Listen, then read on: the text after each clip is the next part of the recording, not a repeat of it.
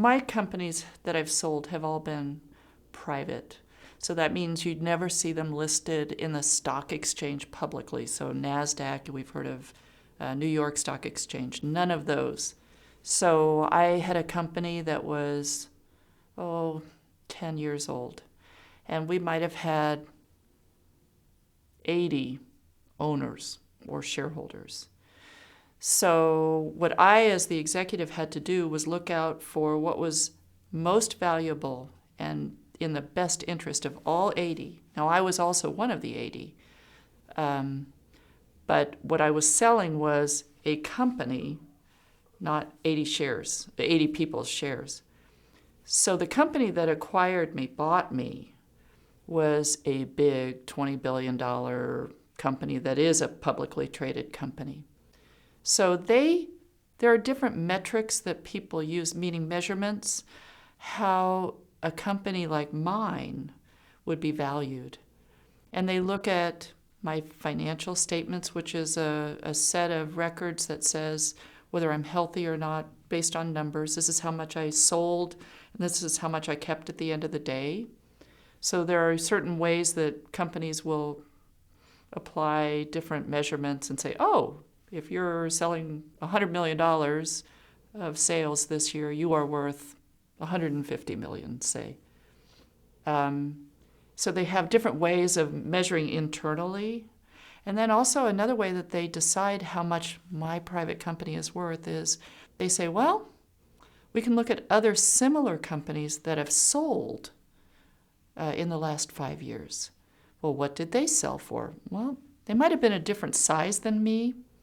However, the public company would look at my company and say, you had this many employees, so we're going to multiply every employee by $200,000. Or you had this much sale and this much profit. Okay, well, comparing, this is where the math comes in. If I was $100 million and I made $5 million, and they're comparing me with a $300 million company that sold for 15, do the math. So it's 3 times and 3 times. So I was right in line with that, for example. So there are different ways that they measure, but I guarantee you it's a blend. And also sometimes there are things that are just strategically important that have nothing to do with the numbers that still add value for my shareholders. So it's a combination of how they judge what the value is, and it's never exactly perfect. And then after we agree on a general price, there's still quite a long time, could be months, of what we call due diligence. And what that means is the acquiring company, the buyer, says, you know what, Susan, you said your company was worth this. We're going to come in and sort of look. So if I said I had 100 employees, by God, I better have close to 100 employees. Otherwise, I've lost some credibility, right? So they're going to say, she wasn't really forthcoming about that. We're going to lower our offer. Or the acquirer or the buyer could say, gosh, we really want to buy this company.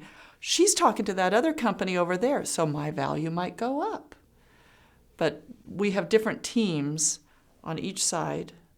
And then ultimately, lawyers get involved, accountants get involved, bankers get involved, people who sell insurance get involved, all different players in our business community on both sides.